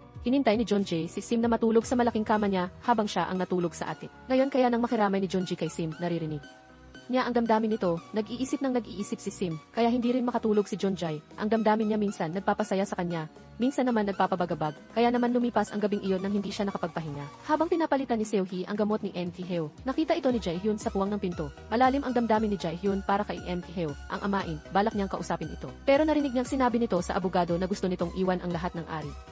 Arian kay Jonjay, nagulat si Jaehyun at tahimik na umalis. Nag-ayos si Jonji ng maliit na Christmas party sa bahay. Dumalo rin si siya, alam ni siya na mahal na ni Jonji si Sim. Kahit hindi sumuko ang bibig ni siya, labis ang sakit sa kanyang puso, kaya nakipag-inuman kay Theo, nalasing ng todo at nawala ang karaniwang kagandahan, nawalan siya ng kontrol sa emosyon at tinawagan si Jonjay. Ibinuhos ang nakatagong damdamin, pero narinig ni Sim ang mapanuyang salita ni siya. Nawalan din siya ng kumpiyansa, nalungkot at nagduda sa pagmamahal ni Jonjay. Lumala ang paningin ni Theo, kakaiba rin ang doktor. Bakit lumalala ang sakit kahit umiinom ng gamot? Pinayuhan siyang magpa-opera agad, dumating si Moilan sa ospital para kumuha ng gamot at nakita si Theo. Pero dahil malabo ang paningin nito, hindi niya nakilala si Moilan, akala ni Moilan, wala nang pagmamahal si Theo sa kanya. Si Sim ay palaging may guilt sa puso, hindi matiyak ang damdamin ni Jonji para sa kanya, narinig ni Jonji ang bawat salitang nasa puso niya, hindi napigilan na hawakan ang kamay niya at halikan siya para mapanatag siya. Sa panaginip, bumalik si Jonji sa nakaraang buhay, nakita niyang hinintay ni Yoon Seung-ki ang sirena, sumigaw ng takot si Seihwa at nagising si Jonjay. Nag-alalang tiningnan siya ni Sim, hinulaan niyang binangungot siya at narinig na tinawag niya ang pangalang Seihwa. Sa panaginip, akala ni Sim si Seihwa ay ibang babae. Medyo nagselos, tiningnan ni Jonji ang ekspresyon niya at lihim ng ngumiti. Si Seihwa ang nakaraang buhay ni Sim, mukhang hindi pa niya alam. Tulad noon na hindi alam ni Jonji na si Kim Daeryum ang kanyang nakaraang buhay.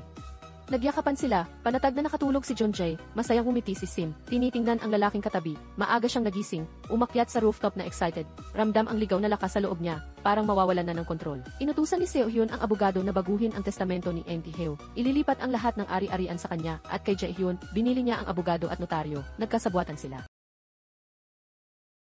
Ginamit ni Seohyun ang problema sa paningin ni Theo para linlangin siya. Pinapirmahan ang lahat ng dokumento. Nakita ito ni Jaehyun pero walang sinabi. Sinalubong ni Moilan ang magnanakaw sa daan. Tinulungan siya ni Sim na bawiin ang bag mula sa magnanakaw. Alam ni siya na gusto rin ni Jonji ang pagkaing niluluto ng kanyang tiyahin. Dinala niya ito sa bahay ni Jonjay. Pagpasok, una niyang nakita si Sim at natuwa. Tinulungan ni Sim si Moilan sa bag, naglagay ng pagkain si Moilan para kay Sim.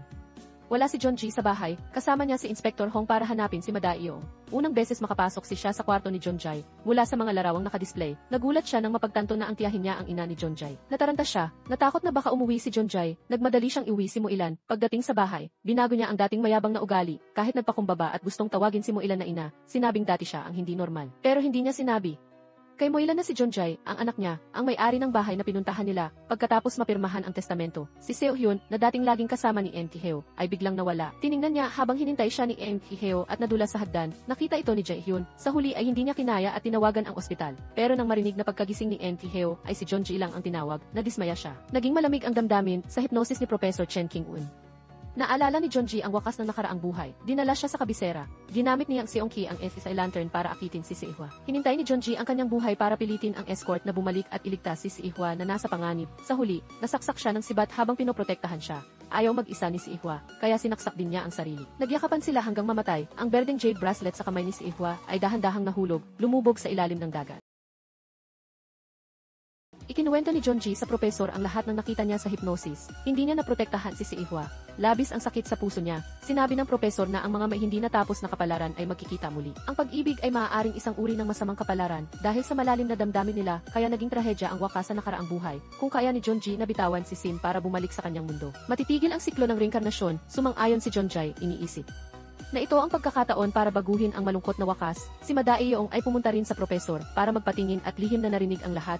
Hinintay ni Jonjay si Sim, tinanong kung ano ang mga hinintay niya. Sasamahan niya itong tuparin ang mga iyon, magkasama silang kumain, naglaro, at nanood ng pelikula. Gusto ni Jonji na pangakuan siya ni Sim na kung mamatay siya, kailangang mabuhay ng maayos si Sim, pero ayaw sumang-ayon ni Sim. Nag-away sila, si Madaiyong ay nagpapa hipnotismo rin sa propesor para alamin ang nakaraang buhay. Pagkagising, sinabi niya sa propesor na hindi siya ang pumatay sa nakaraang buhay ni Jonjay. Si Jaehyun ang direktang humalili kay Theo sa mataas na pulong. Idineklara na siya na ang bahala sa lahat. Walang awang sinisi ang mga pagdududa ng mga senior. Sa tabi ng kama, nagpanggap siyang sinusunod si Theo. Dinawit ni Jonji si Uncle Nam para itanong kung sino sa mga nakapaligid ang may kaugnayan kay Madaiyong, pero pinutol siya ni Jaehyun. Sinabi pa nito kay Jonji na iniwan ni Theo ang ari-arian sa kanya at sa ina niya bago magbiyahe. Palaging nagkakasalungatan si siya. Gusto niyang sabihin kay Jonji na ang kasambahay sa bahay ay ang ina niya. Pero naalala ang dating ugali niya kay Moilan, kaya nagdalawang isip siyang magsabi. Pumunta si Moilan sa bahay ni Theo at nakipagkita kay Seohee. Tinanong niya ang kasalanan tungkol sa kung saan napunta ang kanyang anak. Nangako na hahanapin ang kanyang anak upang maibalik ang lahat sa dati. Paglabas ng pinto, nahilo siya at halos masagasaan ng sasakyan. Ngunit naroon si Sim na kanyang kasama sa pamilihan na hinila siya pabalik sa tamang oras. Si Theo, na hinirang ni Jonjay, ay lihim na sumusubaybay at nagpoprotekta kay Sim. Kinukunan ng larawan ang mga nakakasalamuhan nito. Tinulungan ni Junsu si Inspector Hong upang hulihin si Daiyong. Natunto nila ang kanyang kinaroroonan, sama-sama silang pumunta kay Professor Chen. Ngunit sa oras na iyon, si Professor Chen ay lihim na tinakot ni Daeyong kaya't napilitang sabihing hindi niya ito nakita. Napansin ni Junji ang isang kakaibang bagay, bumalik kay Professor, at nalaman ang mga sinabi ni Daeyong. Sa oras na iyon, nagpadala ng mensahe si Teo kay Junji na nawala na ang bakas ni Sim. Nagmadali si Junji upang hanapin siya. Dinala ni Jaehyun si Sim para kumain at nang makarating si Junjai, sila ay nagkukwentuhan at tumatawa habang papauwi sa bahay. Bahagyang nagalit si Junjai. Ngunit nang makita si Sim na biglang sumakit ang dibdib, naisip niyang dahil ito sa matagal na pagkakalayo nito sa tubig, labis siyang nahabag. Kinabukasan, pinalayas niya sina Teo at Nam at sinabing gabi na sila bumalik. Ngunit si Sim ay lumangway sa swimming pool at halos mahalata ang tunay na anyo. Bumalik si Nam at napilitan si Sim na burahin ang alaala nito. Matigas pa rin si Sim kay Junji. Sinabing kung mamamatay si Junjai, mamamatay rin siya. Sa pag-ibig at pag-asa, hinintay ni Junji na mabuhay ng maayos si Sim. Ngunit narinig niya ang damdamin nito, nalaman na kung mamamatay siya, titigil ang puso ni Sim. Hindi napigilan ni Junji ang sumigaw at tanungin si Sim kung bakit. Noon nalaman ni Sim na naririnig na pala ni Junji ang lahat ng nasa puso niya mula pa noon. Muli niyang nilinaw kay Junji na hindi siya mabubuhay kung wala ito. Dahil narinig ni Junji ang lahat ng nasa puso niya, ipinaliwanag ni Sim na kapag ang sirena ay umakyat sa lupa, mabubuhay lamang ito kung buhay ang hinintay nitong pag-ibig. Ang mga salita niya ay nagpaalala kay Junji sa payo ni Professor na kung hindi niya minahal ang sirena noon, hindi sana ito nahirapan sa pagkakalayo sa tubig. Ang pag-ibig nila ay nagdudulot ng sakit sa isa't isa. Nadama ni Junji na siya pa ang dahilan ng kamatayan ni Sim. Nang iunat ni Sim ang kamay sa kanya, hindi napigilan ni Junji ang umatras. Naalala niya ang sinabi ng propesor na kung bibitawan niya ang sirena upang bumalik ito sa kanyang mundo, matatapos ang siklo ng reinkarnasyon. Dinala ni Junji si Sim sa isang eksibisyon ng mga sinaunang artifact mula sa lumubog na barko. Ipinaliwanag niya kung bakit may umiiral na siklo ng reinkarnasyon. Sa harap ng pintura ni Kim Daeryum, ikinuwento ni Junji kay Sim ang tungkol sa kanilang kapalaran sa nakaraang buhay. Ngunit upang hindi malungkot si Sim, binago niya ang trahedyang wakas tungo sa isang masayang konklusyon. Hindi napigilan ni Sim na tanungin si Junji kung bakit ang siklo ng magandang panaginip ay kinatatakutan niya. Upang iwan ni Sim si Junji, sinabi niyang pabago-bago ang puso ng tao. Kung mawawala ang pag-ibig niya, maaaring mapahamak ang buhay ni Sim. Natakot siya na hindi paniniwalaan ni Sim ang kanyang mga salita. Ngunit nahirapan si Sim dahil hindi niya naririnig ang tunay na damdamin ni Junji upang hindi madagdagan ang emosyonal na pasanin ni Junji. Nagpasya si Sim na halikan siya upang burahin ang alaala ng araw na iyon. Tumanggi si Junji at naghabulan sila sa silid. Sina Nam at Teo ay naguguluhang pinanood sila. Nalaman ni Jang Seohee na si Moilan ang katulong sa bahay ni Porn. Pumunta siya upang siraan ito, ngunit nalaman ni Moilan na wala na ang anak ni Junji sa bahay ng mga Heo, kaya't hindi na natakot kay Jang Seohee at sinabi ang buong katotohanan tungkol sa kanilang relasyon. Hindi napigilan ni Bon ang excitement at ibinahagi ang balitang ito sa mga kaibigan, pati kay siya. Doon nalaman ni siya na ang katulong ay hindi lamang ang tunay na ina ni Junji, kundi ang opisyal na asawa ni Lee Heo, sina Inspector Hong, Junji, at Nam ay nagsuri tungkol kay Kang Jae-hyun na dating nakatira kasama si Daeyong. Sinabi ni Nam na ang dalawang asawa ni Kang Jae-hyun ay namatay dahil sa aksidente dulot ng pagkabulag, at higit pa, si Kang Jae-hyun ay dating kaklase sa high school ng ina ni Junji. Sa puntong ito, biglang may naisip si Junji. Sa oras na iyon, inilabas ni Jang Seohee si Ki Heo mula sa ospital. Sumakay sa sasakyan at ipinakilala ang bagong driver kay Ki Heo, ang driver na si Daeyong. Sa sobrang emosyon, pumunta si siya sa bar upang magpalipas ng lungkot at tumawag kay Teo upang sunduin siya. Dumating sina Teo, Nam, at Sim sa bar. Sumayaw sina Sim at siya, agad na naging sentro ng pansin ng masiglang karamihan. Nalaman ito ni Junji at nagmadaling pumunta. Hinila at niyakap si Sim palabas. Sa labas ay umuulan, hindi maaaring maglakad si Sim sa ulan. Kaya't sinuot niya ang bagong rain boots na binili ni Junji at sama-samang nagpayong sa ulan. Lihim na pumasok si Jae-hyun sa kwarto ni Teo-nam sa ospital upang alisin ang potensyal na banta sa pamamagitan ng pag-alis ng oxygen tube. Plano sanang bumalik ang asawa ni Teo-nam sa kwarto, ngunit natanggap niya ang tawag mula kay Moilan. Napansin ni Jae-hyun na hindi agad mamamatay si Teo-nam. Sa halip, ang pag-alis ng oxygen tube ay nag-trigger ng alarm sa kanyang gulat. Biglang dumating si Daeyong at hinila siya palabas ng kwarto. Agad na nirespondehan ng mga doktor ang emerhensya at nailigtas ang buhay ni Teo-nam. Nais ni Sim na mamuhay bilang ordinaryong tao, kaya't nagpasya siyang magdaos ng salu-salo sa bahay. Inimbitahan niya ang kaibigang si Naeyong at si Moilan. Pumunta si Sim sa kanto upang salubungin si Moilan. Sa parehong oras, pauwi si Junji mula sa kabilang bahagi ng kalsada. Nakita ni Junji ang dalawa na naglalakad at nagkukwentuhang masaya. Ang mag-ina na matagal nang nagkahiwalay ay sa wakas nagkita, hakbang-hakbang silang naglapit sa isa't isa. Nalampasan ang mga taong naghiwalay sa kanila. Nagkwentuhan ang mag-ina tungkol sa mga hinintay pagkatapos ng mahabang panahon. Marahan na pinunasan ni Junji ang luha ng kanyang ina upang aliwin si Moilan. Nalaman ni Moilan na si Sim ang totoong kasintahan ng kanyang anak, hindi si siya. Labis siyang natuwa, gayunpaman. Hindi naglakas loob si Junji na sabihin sa ina ang tunay na kalikasan ng kanyang trabaho. Sama-sama nilang ipinagdiwang ang kaarawan ni Sim, tinawagan ni Nam si siya upang imbitahan siya, at sinabing ang ina ni Junji ang katulong sa bahay niya. Nang marinig ito ni siya, nakaramdam siya ng hiya, kalaunan. Nadismaya si siya at nagyaya kay Teo na uminom habang nagkukwento tungkol sa lahat, dahil palagi siyang hindi maganda ang trato sa katulong. Nang malaman niyang ito ang ina ni Junji, hindi rin siya naglakas loob na magsalita.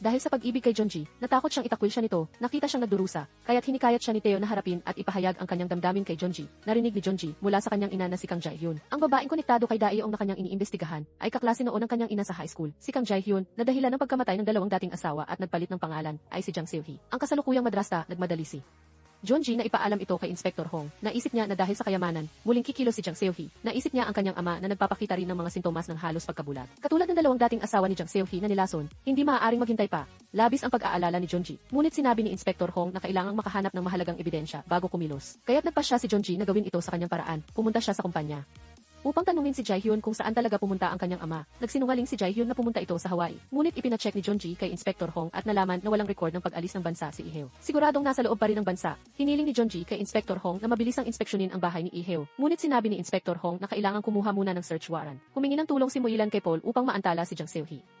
Nang 2 oras, tinawagan din ni Sim si Jae-hyun para yayain itong lumabas. Nagpanggap sina Junji, Nam, at Theo bilang mga tauhan ng kalinisan upang makapasok sa bahay ni Lee-heo para mag-imbestiga sa kwarto. Binuksan ni Junji ang drawer at natagpuan ang mga gamot na iniinom ni Lee-heo. Kumuha siya ng ilan at naglagay ng listening device sa kwarto. Sa madilim na sulok ng silid, nakita ni Junji si Lee-heo na nakaupo mag-isa. Halos bulag na si Lee-heo, hindi siya nakita at akalain na si Jae. Hyun ang dumating, tinawag ni Junji ang kanyang ama at nakilala ni Lee-heo ang boses niya. Ikinuwento ni Junsu kay Lee-heo ang plano ni Jang Seohee. Ngunit naniwala si Lee-heo sa naunang paninira ni Jae-hyun na si Junsu ay isang sinungaling. Inakusahan niya si Junsu na sinisiraan si Jang Seohee at hindi naniwala sa sinabi niya. Tumanggi siyang sumama kay Junsu palabas ng bahay. Natuklasan ni Jae-hyun na ang pakikipagkita kay Sim ay hindi para magkwentuhan. Puro lamang pagbanggit kay Dae-yeong. Naghinala siya at nagmadaling tapusin ang usapan bago umalis. Sinusundan ni Dae-yeong si Sim habang hawak ang mabigat na martilyo. Natuklasan ito ni Sim ngunit hindi natakot. Humarap siya rito, ngunit hindi inaasahan. Sinira ni Dae-yeong ang tubo ng tubig sa itaas. Tumalsik ang tubig. Mabilis na tumakbo si Sim. Hinabol siya ni Dae-yeong. Sadyang dinala ni Sim si Dae-yeong sa rooftop nang walang anumang pagsisikap. Napalaglag niya ang sandata mula sa kamay nito. Dahan-dahang lumapit siya rito. Hinawakan ni Sim ang braso ni Dae-yeong habang binubura ang alaala nito. Nabasa niya mula sa memorya nito ang katotohanan tungkol sa nakaraang buhay nila ni Junji, isang trahedyang eksena kung saan pareho silang sinaksak ng sibat sa puso. Nagyakapan at nagpakamatay, ganap na kakaiba sa kwento ni Junji na sinabi sa kanya na sila ay namuhay ng masaya at maganda. Nakita ni Sim ang nakakagimbal na katotohanan, hindi napigilan ang kalungkutan at umiyak. Lumubog si Sim sa sakit ng katotohanan. Nakita ito ni Dae-yeong at mabilis na tumakas, si Lee-heo, na naengkanto ni Jae-hyun, ay tumangging sumama kay Junji. Natakot na maipakita ang kahinaan at mahalata ng katulong, napilitan si Junji na umalis kasama ang mga kasamahan. Inimbitahan ni Bon si Jang Seohee sa isang marangyang salo-salo, binago niya ang dating mapagkumbaba at masunuring saloobin sa kanya. Pinagtripan niya si Jang Seohee at inimbitahan din si Mo-ilan. Nang makita ni Jang Seohee si Mo-ilan na nagpakita sa lahat. Nang may karangyaan, nagulat siya sa loob ngunit nagpanggap na kalmado. Inihayag ni Bon ang katotohanan sa harap ng lahat. Sinabi na si Jang Seohee ang kabit, ang masamang babaeng sumira sa pamilya ni Mo-ilan at naghiwalay sa mag-ina. Nangako si Mo-ilan sa harap ng lahat na tiyak na babawiin niya ang kanyang posisyon. Nagpakita ng paghamak ang lahat kay Jang Seohee. Ngunit hindi nahiya si Jang Seohee. Sa halip, nagmalaki siya bilang panalo. Sinabi niya na iniwan ni Lee-heo ang lahat ng ari. Arian sa kanya at sa kanyang anak sa isang notarized na testamento. Si Jae-hyun ay mayabang na tumayo at umalis. Narinig ito ng lahat at hindi makapaniwala. Sinabi nilang nabaliw na si Lee-heo. Nag-aalala na ang kanilang kilos kanina ay magdudulot ng paghihiganti mula kay Jang Seohee. Gustong mabilis na makamit ni Jang Seohee ang kayamanan. Tinawagan niya si Dae-yeong upang utusan itong puksain agad si Lee-heo. Ngunit hindi na naalala ni Dae-yeong kung sino siya o kung sino siya mismo. Lihim na nakikinig si Inspector Hong at ang kanyang mga tauhan sa lahat. Naghinala si Jae-hyun, umuwi at tinanong ang katulong. Nang sabihin ng katulong, lalo siyang naghinala na pumunta si Junji sa bahay. Umakyat siya at tinanong si Lee-heo. Ngunit sinabi lamang nito na natutulog siya noon at hindi nagsabi ng totoo. Dinala ni Junji ang gamot na kinuha mula sa kwarto ni Lee-heo kay Inspector Hong. Mula sa mga larawang ibinigay ni Junji, natuklasan din nila na puno ng bulaklak na akonek ang kwarto ni Lee-heo, na tinutukoy rin bilang lason ng madrasta. Noong unang panahon, ginagamit ng mga royale ang bulaklak na ito upang lasunin ang mga prinsipe. Tila tama ang lahat ng hinala kay Jang Seohee. Ipinapaalam ni Inspector Hong kay Junji na magkakaroon ng search warrant bukas ng umaga. Napansin ni Junji na malungkot si Sim. Labis siyang nag-alala at tinanong kung ano ang mali. Ngunit tumangging magsalita si Sim. Sinabi lamang na kailangan niyang mag-isip at hiniling na lumabas muna si Junji dahil ayaw niyang marinig nito ang kanyang iniisip na pilitan. Si Junji na matulog sa sala upang maging kalmado si Sim sa kanyang pag-iisip. Isinuot niya ang earphones ni Theo. Gumamit ng musika upang pigilan ang sarili na marinig ang iniisip ni Sim. Nakita ni Sim ang palaging maingat at mapagmalasakit na pag-aalaga ni Junji sa kanyang puso. Naunawaan at pinatawad niya ito kahit ang mabuting kasinungalingan tungkol sa kanilang wakas. Nagsimulang makipag-usap si Sim kay Junji. Sinabi niya rito na ang dahilan ng kanyang kalagayan ay dahil nalaman niya ang trahedyang wakas nila. Sa wakas, naunawaan niya ang sinabi ni Junji tungkol sa bangungot ng reinkarnasyon. Noon, nadama niya ang sakit at hapdi ni Junji. Ngayon ay katulad niya noong una. Naisip niya na hindi dapat nagsimula ang kanilang pag-ibig upang hindi maulit ang siklo ng reinkarnasyon at ang trahedyang wakas. Ngunit sa kanilang mga tingin sa isa't isa, sabay nilang napagtanto na kahit gaano kalungkot ang wakas, hindi nila pinagsisisihan ang pag-ibig na nagsimula sa nakaraang buhay at sa kasalukuyang buhay upang mapanatag si Sim. Sinabi ni Junji na sa buhay na ito, gagawin niya ang lahat upang baguhin ang wakas. Dinala ni Jang Seohee si Dae-yeong sa bahay, patuloy na Hinikayat siyang kumilos kahit na nabura ang kanyang alaala. Si Iheo, na nasa kwarto sa itaas, ay nakaramdam ng kakaiba sa bahay, kaya't lihim siyang bumaba. Narinig niya ang sinabi ni Jang Seohee nang balak niyang bumalik sa kwarto. Aksidenteng nabangga niya ang isang bagay. Agad na nagbukas ng pinto si Jang Seohee upang tingnan. Umupo si Iheo at nagtago sa likod ng sofa. Ngunit nakita siya ni Jang Seohee sa refleksyon ng salamin. Walang sinabi si Jang Seohee, ngunit nagdesisyon na sa loob na patayin siya. Bumalik si Iheo sa kwarto, pinatay niya ang kanyang telepono at itinago ito sa ilalim ng kama. Pumasok si Jang Seohee sa kwarto. Dala niya ang gamot at maingat na inanyayahan siyang inumin ito. Upang putulin ang komunikasyon ni Iheo sa labas, hinanap muna niya ang telepono nito. Sinabi ni Iheo na nawawala ito, ngunit hindi naniwala si Jang Seohee at tinawagan ito. Nang marinig na naka-off ang telepono, tumigil siya. Lihim na itinapon ni Iheo ang gamot at uminom ng tubig, ngunit hindi niya alam na nilagyan na ni Jang Seohee ng lason ang tubig. Pagkatapos ay nagdahilan si Jang Seohee at umalis. Biglang sumakit ang tiyan ni Iheo. Tinawagan niya si Jeonji, na agad na nagmaneho papunta. Pagdating niya, nakita niyang dinala na si Iheo sa stretcher na natatakpan ang mukha. Labis ang sakit na nadama ni Jeonji. Nang uminom ng lason si Iheo at tumawag kay Jeonji, si Jaehyun ay nagtago sa dilim at lihim na nakikinig. Nang marinig niyang sinabi ni Iheo ang i-anak sa telepono, nagkaroon ng emosyon si Jaehyun. Tunay na itinuring niya si Iheo bilang ama, kahit na nalaman niya ang masamang plano ng kanyang ina laban kay Iheo. Hindi niya napigilan na lihim itong bigyan ng babala. Ngunit mula nang malaman na si Jeonji ang laging nasa puso ni Iheo, ang tunay na anak ni Jaehyun ay naging malamig nang makumpirma na patay na si Iheo. Mabilis niyang ibinuhos ang natitirang lason sa baso. Hinugasan ito bago tumawag ng ambulansya. Ngayon, nakita ni Jeonji ang kanyang ama na dinala sa stretcher. Lumuhod siya sa sahig, umiiyak ng hilakbot. Nang makita si Jaehyun na papalapit, mabilis siyang tumakbo, hinila at sinuntok ito habang tinatanong. Pinayuhan siya ni Inspector Hong na kumalma, imbestigahan ang katotohanan sa pagkamatay ng kanyang ama. Bago maghiganti, nakaupo si Jeonji sa sahig sa ospital. Dumating sina Sim, Nam, at Teo upang dalawin siya. Lumubog si Jeonji sa pagkakasala dahil hindi niya napigilan ang pangyayari. Sumandal siya sa balikat ni Sim. Hiniling na burahin ang lahat ng alaala tungkol sa kanyang ama. Tumanggi si Sim at sinabi na kung alaala ng pag-ibig, kahit masakit, dapat itago upang mabuhay pa. Sa oras na iyon, dumating si Jang Seohee. Nagpanggap na labis ang sakit at hinimatay pa sa iyak, malamig.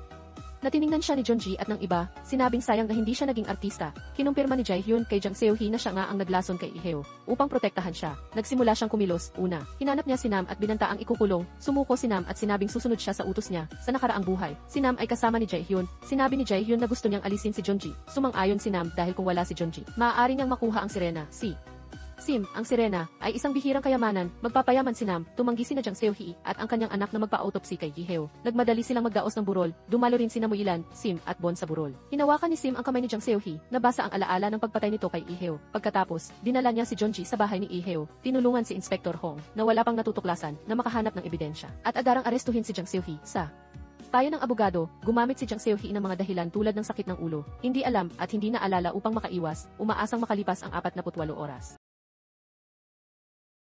Ang limitasyon ng pansamantalang pag-aresto ay nagdulot ng kawalan ng magagawa kay Inspector Hong. Ipinapaalam niya ang sitwasyon kay Jeonji. Pagkalabas ni Jeonji mula sa himpilan ng pulisya, si Nam, na sumusubaybay mula sa sasakyan, ay agad na nagulat kay Jaehyun. Alas 6 ng hapon, napilitan si Inspector Hong na palayain si Jang Seohee. Sinundo siya ni Jaehyun. Sa utos, lihim na kumilos si Nam laban kay Jeonji, na walang kamalay-malay, at hinampas siya sa ulo gamit ang bakal na pamalo. Mula sa likuran, nahimatay si Jeonji. Nasaksihan ito ni Teo sa pamamagitan ng surveillance camera at mabilis na nagmaneho kasama si Sim sa isang abandonadong bodega. Dinala si Jeonji na nakatali ni Nam sa harap ni Jang Seohee at ng kanyang anak. Gumawa rin sila ng peking suicide note na nagpapakita na nagpakamatay si Jeonji dahil sa pagkakasala. Tinurukan ni Nam si Jeonji ng laso na akunet. Inaasahang mamamatay siya sa loob ng 1-0 hanggang 30 minuto. Mayabang na inihayag ni Jang Seohee ang buong katotohanan ng insidente. Siya nga ang nagplano ng pagpatay kay Iheo. Sa oras na iyon, nag-ambush si Inspector Hong kasama ang kanyang mga tauhan at muling inaresto si Jang Seohee. Sa kritikal na sandali, pumili si Nam na tumabi kay Jeonji, na unang nagbigay ng babala tungkol sa plano ni Jaehyun, na nagbigay daan sa tamang paghahanda. Inilabas ng mga pulis si Jang Seohee mula sa bodega. Dumating sina Sim at Teo sa tamang oras upang masaksihan ito. Nagulat si Jaehyun nang maunawaan na niloko siya. Bigla niyang kinuha ang baril ng isang pulis at itinutok kay Jeonji. Nakita ito ni Sim at mabilis na tumakbo sa harap ni Jeonji upang protektahan siya. Tumunog ang putok ng baril. Tinamaan si Sim at bumagsak sa mga bisig ni Jeonji. Masakit na tiningnan siya ni Jeonji. Isang mahinang ngiti ang sumilay sa mukha ni Sim. Narinig ni Jeonji ang lahat ng iniisip niya. Sinabi niyang masaya siya sa ganitong wakas dahil palagi siyang natakot na mamamatay si Jeonji dahil sa kanya. Ngayon, nabago niya ang wakas, umaasa siyang mabubuhay si Jeonji kahit wala siya. Hindi makapaniwala ang lahat sa eksenang ito. Dinala si Sim sa ospital. Mahigpit na hinawakan ni Jeonji ang kamay niya. Hiniling na huwag siyang umalis, kahit hindi maimulat ni Sim ang kanyang mga mata. Sinabi pa rin ng kanyang isip na mahal niya si Jeonji. Nag-aalala siyang naghintay sa labas ng emergency room. Patuloy na nananalangin na makaligtas si Sim sa panganib. Si Jaehyun, habang inililipat, uminom ng laso na akunet at nagpakamatay. Si Jang Seohee ay matigas pa rin at tumangging umamin sa krimen. Tumakbo siya sa anak. Ngunit narinig ang huling salita ni Jaehyun na sinabing ang pagiging anak niya ang pinakamalaking sumpa sa kanya. Matagumpay ang operasyon ni Sim. Kahit ang mga doktor ay nagulat sa himalang ito, sa wakas nagising si Sim. Masaya si Junji na hinawakan ang kamay niya, paulit-ulit na hinagkan, at yumuko sa tabi ng kanyang kama habang magkahawak kamay. Pareho silang nakatulog, pagkatapos maibalita ng media ang insidente. Napanood ito ni Daeyo. Tahimik siyang tumitig na parang may naalala, pumunta siya kay Professor Chen upang maibalik ang kanyang alaala. Sa estado ng hypnosis, bumalik si Daeyo sa nakaraang buhay. Ang nakaraang bersyon ng Professor Chen ay nanghula para sa kanya. Hinintay ang kanyang trahedyang kapalaran, siya at ang kanyang kasintahan ay balak tumakas. Ang pag-ibig ni Nam ay hinadlangan ng isang lalaki. Pinatay niya ang ama ng lalaki para sa paghihiganti, kaya nagpanggap siyang kasama sa mansyon. Pinatay siya ng lalaki ng isang espada at pinainom ng laso na akunit ang kanyang kasintahan. Pagkagising mula sa hypnosis, sinisi ni Daeyo si Professor Chen at sinugod siya upang sakalin. Sa oras na iyon, dumating si Junji matapos marinig ang balita at nailigtas si Professor Chen. Dumating si Inspector Hong kasama ang mga tauhan at si Nam. Inaresto si Daeyo. Galit na tiningnan ni Daeyo si Nam dahil masyadong mabilis gumaling ang sugat ni Sim mula sa baril. Nag-usap-usap ang mga doktor. At may mga reporter pang gustong mag-interview. Nagpanggap si Junji bilang doktor. Binura ang medical records ni Sim at dinala siya pauwi. Pagdating sa bahay, medyo nagbago si Sim. Nag-isa siya sa attic, nagpatugtog ng musika at nag-isip. Lumipat si Muilan upang tumira kasama ang anak. Nagpa siya si Bon na suyuin si Muilan, bumisita at nakita rin si siya. Napagtanto ni siya na sila ang grupo ng mga manloloko na nagpanggap bilang mayamang dayuhan. Nagulat siya ng husto. Napilitan si Sim na burahin ang parte ng alaala nila upang patuloy na mamuhay ng normal ang lahat. Ang puso ni Sim ay muling sumakit ng bahagya pagkatapos ng operasyon. Madalas siyang makaramdam ng ganitong sakit, hindi makakain ng maayos at hindi makatulog ng mahimbing, ngunit nagpanggap siyang walang problema at ngumiti kay Junji. Nakita ito ni Junji, kaya noong araw na iyon, pinalabas niya ang lahat. Iniwan lamang silang dalawa ni Sim sa bahay. Nagluto siya ng masaganang hapunan. Hiniling ni Junji kay Sim na sabihin kung paano siya maililigtas. Hindi niya kayang makitang unting namamatay si Sim. Mas gugustuhin niyang bumalik siya sa dagat ng malusog. Hiniling din niya na bago umalis si Sim, huwag burahin ang mga alaala tungkol sa kanya dahil nais niyang panatilihin ang mga ito at ipagpatuloy ang buhay. Naisip ni Sim na masyadong nakakaawa ang ganitong pamumuhay. Sinabi ni Junji na ang kanyang pag-ibig ay mas mahaba pa kaysa sa buhay, kaya kung hindi niya mahintay ang pagbabalik ni Sim, magkakaroon siya ng reinkarnasyon upang magpatuloy sa paghihintay. Iniwan niya kay Sim ang desisyon kung panatilihin o burahin ang mga alaala. Sinabi ni Sim na nagdesisyon na siya. Pagkatapos ay lumapit kay Junji. Naghalikan sila ng malalim ng paulit-ulit nang umalis sa bahay. Nakasalubong ni Sim sina Muilan, Nam, at Teo na bumabalik. Sinabi niya sa kanila na aalis siya pansamantala. Akala nila nag-away na naman sila ni Junji. Nakipagkamay si Sim sa bawat isa bilang paalam. Pagkatapos ay pumunta sa pamilya ni siya. Nakipagkamay din bilang paalam.